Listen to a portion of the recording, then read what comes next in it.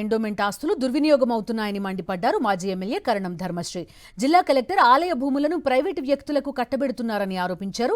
Collector కూటమి కార్యకర్తగా వ్యవహరిస్తున్నారన్నారు. లడ్డూపై రాజకీయం చేస్తున్న నేతలకు భూ దోపిడీ కనిపించడం లేదా అని ప్రశ్నించారు కరణం ధర్మశ్రీ. ఈ తత్వంతాలకి యాక్షన్ గాని చూస్తుంటే ప్రభుత్వంలో ఉన్నటువంటి పెద్దలు కూడా చూసే చూడలేనట్టు నోరు మూసుకొని ఉంటున్నారంటే అందుకనే ఈరోజు అనకాపల్లి కోడే కూస్తుంది కలెక్టరేట్లో కాసులు కలగల అని.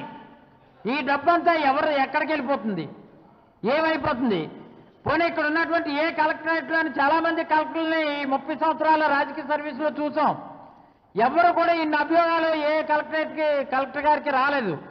ఒక తెలుగుదేశం కూటమి కార్యకర్తగా ఏదో రాజకీయ నాయకుడు ఫ్లెక్సీలు వేసుకున్నట్టు ఈ ఫ్లెక్సీలు ఏర్పాటు చేసుకోవడం,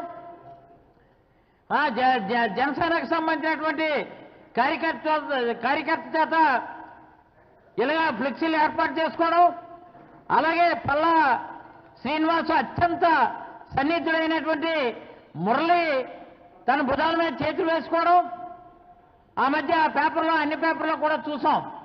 అలాగే యలమంచిలి నియోజకవర్గానికి సంబంధించిన శాసనసభ్యుడు కూడా నోట్లో అన్నా చెల్లెలని వంగతో కేకులు తినిపించుకోవడం. ఎక్కడ ఈ వ్యవస్థని మీరు ఎక్కడ తీసుకెళ్ళిపోతున్నారు? ఇంత దుర్మార్గమైనటువంటి చర్యలు నిజంగా ప్రభుత్వంలో ఉన్నటువంటి పెద్దలు ముఖ్యమంత్రి స్థాయి దగ్గర నుంచి దిగు ఉన్నటువంటి రెవెన్యూ మంత్రి వరకు కూడా మీరు చూసే చూడలేనట్టు ఉంటున్నారా? ఇందులో వాటా కోటా మీకు ఉందా?